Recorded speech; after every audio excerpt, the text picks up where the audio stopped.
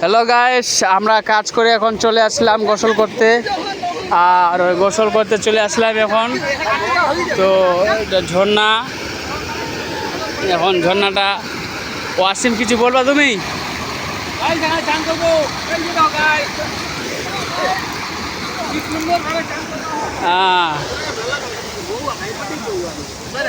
చా అన్న ఏనగా చెరిపా అప్పుడు ఉండో అవడో పనికి আরে মেরিট যাইল। তো ভিউজটা দেখতে পাচ্ছ গাইস, এখন আমরা গোসল করবো। এলা মালিয়াম, আমরা কাদের। তো ভিউজটা খুব সুন্দর ভিউজ, যে ঝর্ণা। তো এখন গোসলটা করে নিই আমরা।